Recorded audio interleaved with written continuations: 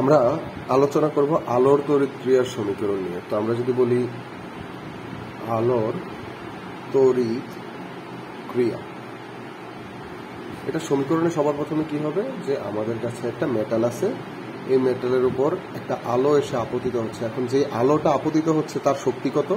শক্তি আমরা লিখতে পারি ই। এবং এই ই শক্তির আলো যদি মেটালের উপর আপতিত হয়, তাহলে ওইখান থেকে মেটাল কি করবে? ডাব্লিউ নট মানে কার্যাপেক্ষকের সমপরিমাণ শক্তি শোষণ করবে, এবং বাকি যে শক্তিটা থাকবে এটাই মূলত হবে ইলেকট্রনের গতিশক্তি। তাহলে আমরা কি বলতে পারি যে ইলেকট্রনের গতিশক্তি ই কে ইজ ইকুয়াল টু কত হবে? আমরা ই থেকে যদি কার্যাপেক্ষকের মান বিয়োগ করে দিই, মানে আপতিত আলোর শক্তি থেকে কার্যাপেক্ষকের মান বিয়োগ করি, তাহলে আমরা ইলেকট্রনের গতিশক্তি পাবো। আবার আপতিত আলোর শক্তি আমরা কি লিখতে পারি? আমরা জানি যে আলোর শক্তি কত? E is equal to h new.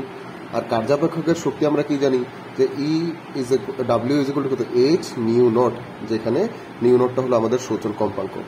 ঠিক সিমিলার ভাবে আমরা নিউ ইজ ইকুয়াল টু কত লিখতে পারি? C by lambda, c divided by lambda. এবং nu naught is equal to আমাদের কত হবে? C divided by lambda naught. এই মানগুলো যদি আমরা এখন এখানে বসাই দিই, তাহলে গতিশক্তির আরেকটা সমীকরণ আমরা কত পাচ্ছি? E K is equal to h c divided by lambda minus h c divided by lambda naught. এই তিনটা সমীকরণের মাধ্যমে আমরা আলোর তড়িৎ ক্রিয়ার যতগুলা গাণিতিক সমস্যা আসবে সকল গাণিতিক সমস্যা সমাধান করতে পারবো।